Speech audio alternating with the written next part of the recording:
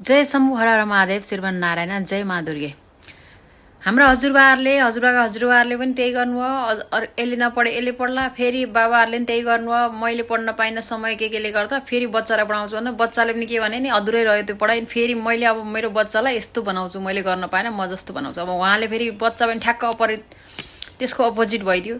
अब मान्छेले आफ्नो कामहरूलाई थपेको थपै छन् कि बाउआमैले नसुध्रेपछि मेन जगै बलिएनपछि अरू कसरी हुन्छ नि। हामीले थपेको थपै जस्तै मैले पनि मेरो काम बच्चालाई थप्ने त्यो होइन नि त।